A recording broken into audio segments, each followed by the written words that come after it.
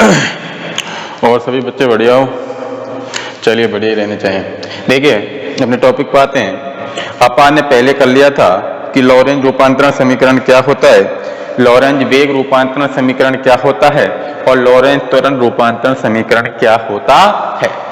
एक बार मैं बता देता हूं इनकी परिभाषा सभी की कि जो लॉरेंज रूपांतरण समीकरण होता है उसमें ऐसे है कि किसी एक निर्देश तंत्र में किसी बिंदु के निर्देशांक ज्ञात हैं और किसी दूसरे अन्य निर्देश तंत्र में उसी बिंदु के निर्देशांक ज्ञात करने हों तो उन निर्देशांकों में संबंध स्थापित करने के लिए जिस समीकरण का अपन उपयोग करते हैं उसको क्या बोलते हैं, लॉरेंज रूपांतरण समीकरण बोलते हैं। अगली बात आती है कि लॉरेंज वेग रूपांतरण समीकरण क्या होता है। कि लॉरेंज वेग रूपांतरण समीकरण में यह है कि किसी निर्देश तंत्र में कि एक कण का वेग तो क्या है, ज्ञात है, और दूसरे निर्देश तंत्र में उसी कण का वेग क्या ज्ञात करना, अपन को ज्ञात करना है। तो उन दोनों कणों के वेगों में संबंध स्थापित करने के लिए जो समीकरण अपन उपयोग में लेते हैं उसको अपन क्या बोलते हैं, उस समीकरण क्या बोलते हैं, लॉरेंज वेग रूपांतरण समीकरण बोलते हैं। तीसरी बात आती है कि लॉरेंज त्वरण रूपांतरण समीकरण क्या होता है। कि लॉरेंज त्वरण रूपांतरण समीकरण ऐसा समीकरण होता है कि किसी एक निर्देश तंत्र में कण का त्वरण तो क्या है, ज्ञात है, तथा दूसरे निर्देश तंत्र में उसी कण का त्वरण ज्ञात करना हो तो उन दोनों कणों के त्वरणों में मध्य संबंध स्थापित करने के लिए जिस समीकरण का उपयोग करते हैं वो क्या कहलाता है, लॉरेंज त्वरण रूपांतरण समीकरण कहलाता है। क्लियर था सभी को? तीनों चीजें क्लियर हो गई थी, लॉरेंज रूपांतरण समीकरण, लॉरेंज वेग रूपांतरण समीकरण और लॉरेंज त्वरण रूपांतरण समीकरण। अगला हेडिंग डालिए आज, आभासी या छद्म बल। आभासी या छद्म बल, आभासी या छद्म बल। देखिए नाम से प्रतीत हो रहा है तुमको कि आभासी या छद्म बल। आभासी का मतलब क्या है कि किसी चीज को क्या करते हैं, देखते हैं, सपोज करते हैं, उसका क्या मतलब है, आभासी है। तो आभासी का मतलब यह हुआ कि आभासी या छद्म बल ऐसा बल होता है जिस पर कि किसी भी एक वस्तु पर वह बल क्या है, वास्तविक रूप से तो लगता नहीं है लेकिन उस वस्तु पर वो बल लगता हुआ सा क्या होता है, प्रतीत होता है। क्लियर? ऐसा बल क्या कहलाता है, आभासी या छद्म बल कहलाता है। क्या कहोगे कि आभासी या छद्म बल एक ऐसा बल होता है कि जिसको किसी वस्तु पर लगाने पर या किसी वस्तु पर लगने वाले बल जो क्या है, वास्तविक रूप से तो वो बल लगता नहीं है किसी वस्तु पर लेकिन वो उस वस्तु पर लगता हुआ प्रतीत होता है। एक ऐसे बल को क्या बोलते हैं, आभासी या छद्म बल बोलते हैं। क्लियर? लगता हुआ प्रतीत, वास्तविक रूप से लगता नहीं है आभासी छद्म बल, लेकिन क्या होता है कि अपन को प्रतीत होता है कि किसी वस्तु पर ये लग रहा है। क्लियर? कि वास्तविक रूप से तो ये लगता नहीं है लेकिन इसका क्या है कि लगता हुआ सा प्रतीत होता है। क्लियर सभी को? अब इसमें अपने पास दो निर्देश तंत्र होते हैं, एस और एस डैश निर्देश तंत्र। एस निर्देश तंत्र में जो अपने पास वस्तु होगी वो सदिश ए त्वरण से क्या करेगी, दूर जाएगी। क्या करेगी, दूर जाएगी। अगर जब दूर जाएगी तो दूर जाने के पश्चात वो एस डैश निर्देश तंत्र में उसका जो त्वरण है क्या हो जाएगा, माइनस सदिश ए। क्लियर? जस्ट अपोजिट, दूर जा रहा है तो एस निर्देश तंत्र में तो क्या हो जाएगा, सदिश ए। अब एस डैश निर्देश तंत्र की बात हो रही है तो उसका त्वरण कितना हो जाएगा, माइनस सदिश ए। क्लियर सभी को? चलिए लिखिए, आभासी या छद्म बल में लिखिए, एक ऐसा बल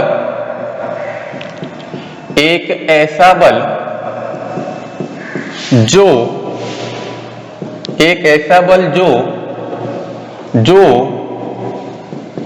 किसी वस्तु पर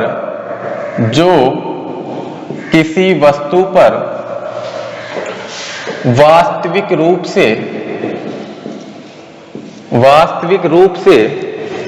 एक ऐसा बल जो किसी वस्तु पर वास्तविक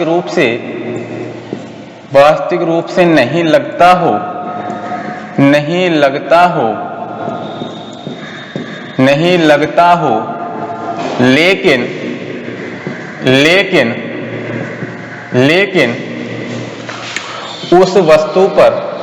लेकिन उस वस्तु पर लगता हुआ प्रतीत होता है, लगता हुआ प्रतीत होता है। ऐसे बल को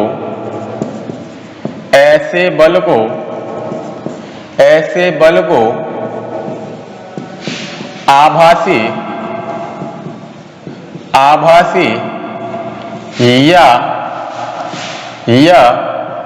छद्म बल कहते हैं कि एक ऐसा बल जो किसी वस्तु पर वास्तविक रूप से नहीं लगता हो लेकिन उस वस्तु पर लगता हुआ प्रतीत हो, तो एक ऐसे बल को क्या बोलेंगे? आभासी या छद्म बल बोलते हैं। नीचे लिख लेना, माना किसी निर्देश तंत्र,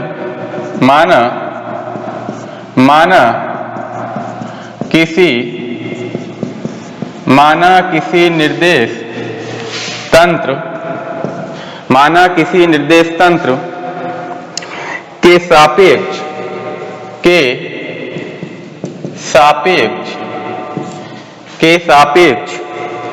एक वस्तु स्थिर अवस्था में है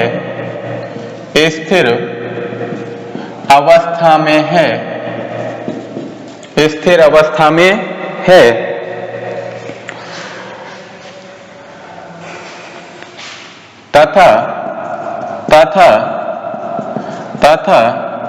वस्तु का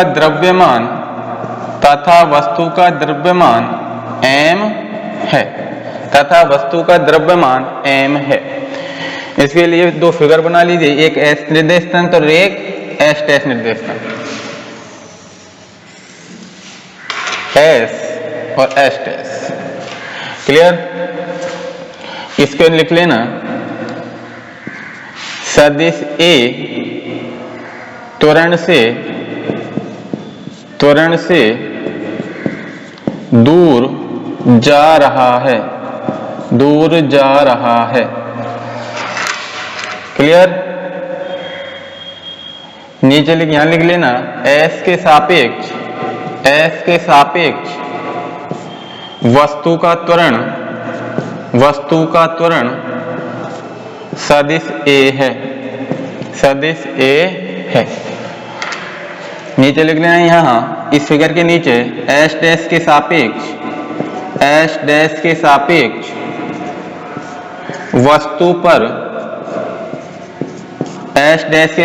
वस्तु पर लगने वाला बल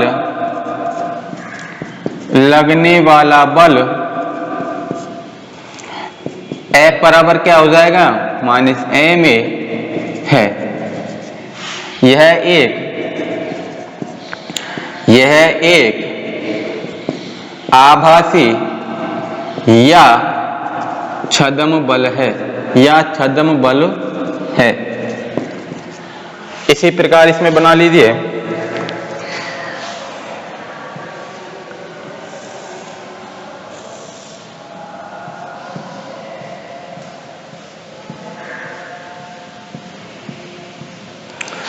इसमें लिख देना स्थिर, यहां लिख देना जब स्थिर अवस्था में होगा तो सदिश b बराबर कितना होगा? 0 और सदिश a बराबर भी कितना होगा? 0।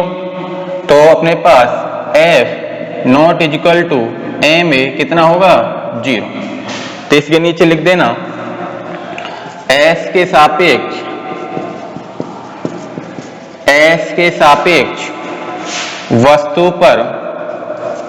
वस्तु पर लगने वाला बल शून्य है, जो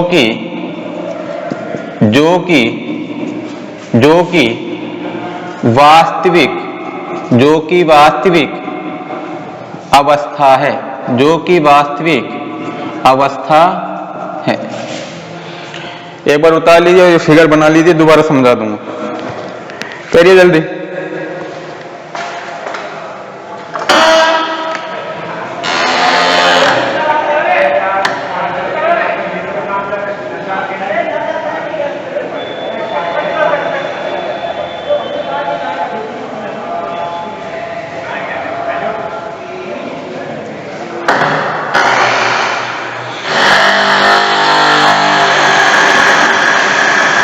तो देखिए क्या बताया था कि मैंने आभासी और छद्म बल कैसा बल होता है कि किसी वस्तु पर वो वास्तविक रूप से तो नहीं लगता है लेकिन वो लगता हुआ प्रतीत होता है। ऐसे बल को अपन क्या बोलते हैं? आभासी या छद्म बल बोलते हैं। तो देखिए जो हमने निर्देश तंत्र माना है, एक तो एस माना है और एक एस डैश निर्देश, और उन दोनों वस्तुओं का द्रव्यमान मैंने क्या मान लिया? एम। क्लियर? क्योंकि जो बल होता है अपने पास, बल बराबर क्या होता है? एम होता है, नहीं होता? एम क्या होता है वहां? द्रव्यमान, और ए क्या होता है वहां पर? त्वरण। क्लियर सभी को? तो एफ बराबर क्या होगा? द्रव्यमान इंटू त्वरण। अगर हम एस के सापेक्ष लेंगे तो जो उसका जो त्वरण से दूर जा रहा है, किससे जा रहा है? ए त्वरण से क्या कर रहा है? दूर जा रहा है, तो उसका जो त्वरण होगा वो किस में होगा? नेगेटिव में होगा। और अगर पास जा रहा है और अगर स्थिर अवस्था में है तो उसका वेग का मान कितना होगा? 0, और त्वरण का भी मान कितना होगा? 0। तो जो एफ होगा वो द्रव्यमान इंटू त्वरण के बराबर नहीं होगा। कब? स्थिर अवस्था। तो सदिश F naught is equal to M A, और बराबर क्या हो जाएगा? 0। क्लियर? तो एस डैश निर्देश तंत्र में वो कैसा बल हो जाएगा? एक वास्तविक, और जो अपने पास एस निर्देश तंत्र है वो कौन सा हो जाएगा? आभासी और छद्म बल। क्यों? क्योंकि वो क्या कर रहा है कि सदिश ए त्वरण से क्या कर रहा है? दूर जा रहा है, तो दूर जाने के पश्चात उसका जो त्वरण है वो किस में हो जाता है? माइनस में। क्लियर? तो नेगेटिव है, तो जस्ट अपोजिट हो रहा है कि नहीं हो रहा? दूर जा रहा है तो किस में हो रहा है? नेगेटिव में। क्लियर सभी को? चल उतार लिया होगा। चल आगे लिखिए इसमें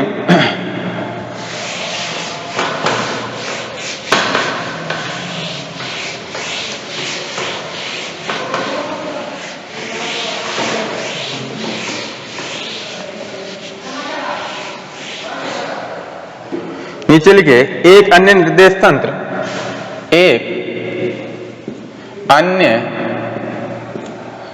निर्देश तंत्र, एक अन्य निर्देश तंत्र। इसके नीचे कंटिन्यू में लिखना है कि एक अन्य निर्देश तंत्र एस सदिश ए त्वरण से दूर जा रहा है, दूर जा रहा है, अतः इसके लिए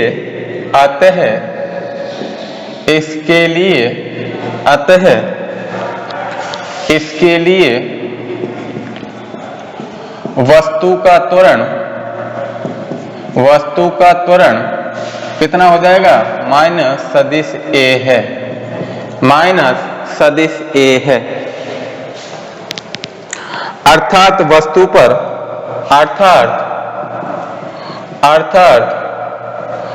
वस्तु पर आभासी या छद्म बल लगता हुआ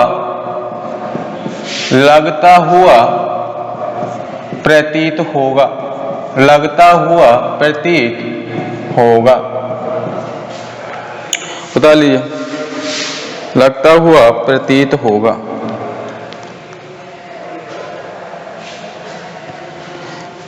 नीचे लिख देना आभासी या छद्म बल लिफ्ट पर बैठे व्यक्ति को, आभासी या छद्म बल लिफ्ट पर बैठे व्यक्ति को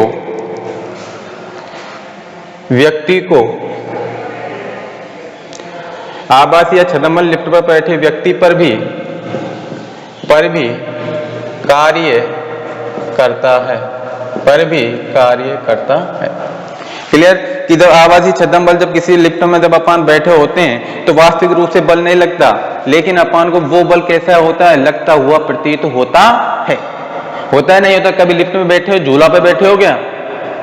अरे मेलों में तो जाते होंगे, मेले में वो नहीं घूमते हैं क्या?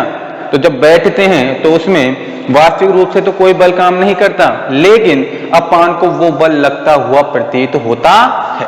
उसको ही अपन क्या बोल देते हैं? आभासी या छद्म बल। इसलिए उदाहरण के तौर पर आभासी या छद्म बल लिफ्ट पर बैठे व्यक्ति पर भी क्या करता है? कार्य करता है। क्लियर सभी को? चल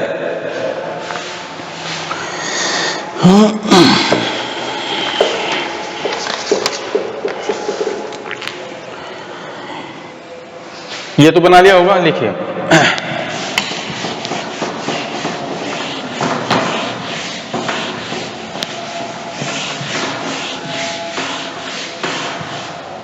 नीचे लिखिए, पहला है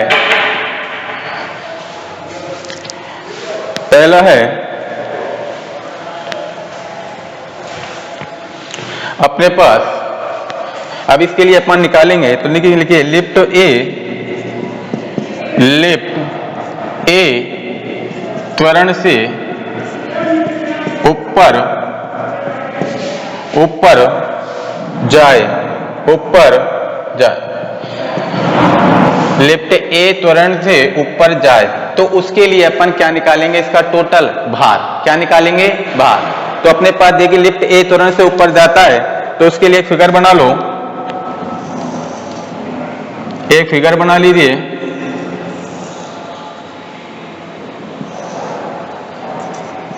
ए, इसके लिए जो त्वरण होगा वो क्या होगा, ए अपनी वास्तविक स्थिति, और ये क्या होगी अपने पास, जी। ये क्या होता है अपने पास, आभासी त्वरण, आभासी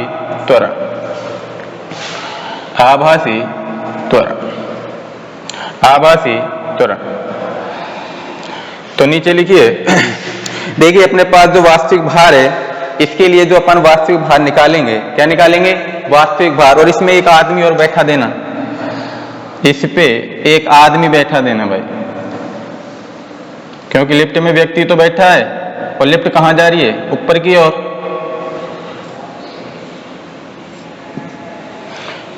ठीक है, ऐसे बनेगा। अब वास्तव में तो व्यक्ति बैठा नहीं सकता मैं, क्लियर। तो मैंने परफॉर्मा के हिसाब से मैंने तुमको ये व्यक्ति बैठा दिया है, और लिफ्ट कहां जा रही है, त्वरण ए से कहां जा रही है, ऊपर की ओर, क्लियर। और ये अपने पास ए है, वो क्या है अपने पास, एक आभासी त्वरण। क्लियर सभी को, चलिए। तो नीचे लिखिए इसमें अपने पास वास्तविक भार F बराबर कितना होगा, F बराबर FR plus FA, FR plus FA। तो यहां लिख देना, चूंकि FR बराबर क्या होता है अपने पास, mg, और FA बराबर क्या होता है अपने पास, ma। F बराबर FR और FR क्या है, ये, क्लियर। क्यों, क्योंकि FR किसको डिनोट करेगा, वास्तविक भार को। किसको, वास्तविक भार। और हम जानते हैं कि F बराबर क्या होता है, वास्तविक भार प्लस त्वरण, कुल त्वरण, कि उस वास्तविक भार का कुल त्वरण कितना होता है, क्लियर। तो अपने पास जो अपने पास वास्तविक भार आया है, और ऐसे वो किससे डिनोट कर रहे हैं अपन, जो आभासी भार है वो, क्लियर। कि आभासी जो बल लगेगा वो कौन सा है, वास्तविक भार प्लस आभासी भार, क्लियर। तो हम जानते हैं कि FR बराबर क्या होता है, mg, होता है नहीं होता, और FA बराबर क्या होता है अपने पास, ma। ये तो इसका क्या होगा, कुल टोटल। जब ऊपर लिफ्ट की ओर जाएगा, ऊपर ए त्वरण से ऊपर की ओर जाएगा, तो उस स्थिति में जो वास्तविक भार होगा वो कितना होगा, mg, और जो आभासी होगा वो कितना होगा, ma। क्लियर सभी को। अब इसको मैं किस में रख दूंगा, समीकरण 1 में। नीचे लिख देना, उपरोक्त मान समीकरण 1 में रखने पर, समीकरण 1 में रखने पर, तो अपने पास कुल टोटल जो अपने पास F आएगा कितना आ जाएगा, mg प्लस ma। तो F बराबर कितना आ गया, m कॉमन ले लिया, और g प्लस a। जो अपने पास कुल टोटल निकल के आएगा, वास्तविक भार जो W होगा वो कितना आएगा, ये। तो नीचे लिख देना, यहां भार की तुलना में, इसके नीचे यहां भार की तुलना में आभासी रूप से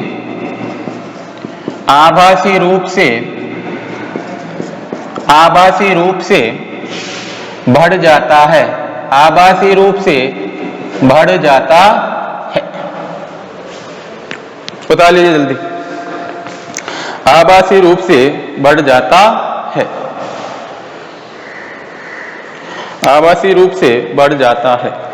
अब अपन इसके लिए क्या निकालेंगे कि लिफ्ट ए त्वरण से कहां जाएगी, अब नीचे, कहां जाएगी? नीचे। एक बार तो किसके लिए निकाल लिया है कि लिफ्ट ए तुरंत से कहां जा रही है? ऊपर की ओर, और लिफ्ट ए तुरंत से कहां आएगी? फिर नीचे की ओर। और तीसरा अपन निकालेंगे कि लिफ्ट ए तुरंत से न तो ऊपर जाए और न नीचे। क्लियर सभी को? चलिए उतारिए जल्दी से।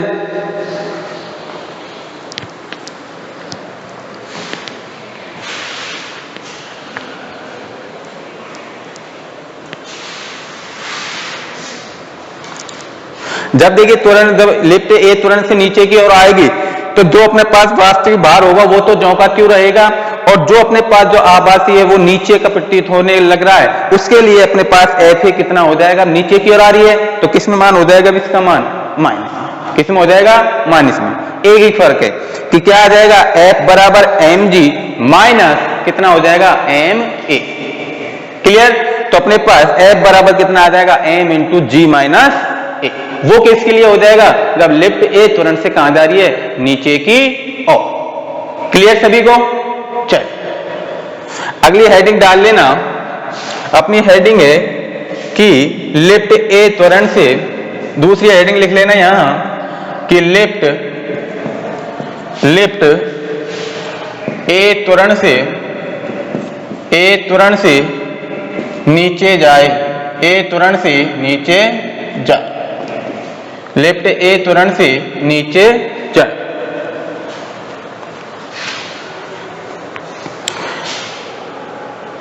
इसको अपने हाथों से निकाल के देखना, कुछ फर्क नहीं है कि वास्तविक भार कहां जाएगी। अब वो नीचे की ओर, तो नीचे की ओर जाएगी तो जो अपने पास वास्तविक भार होगा वो तो ज्यों का त्यों रहेगा। एफ बार बराबर कितना हो जाएगा? एम जी।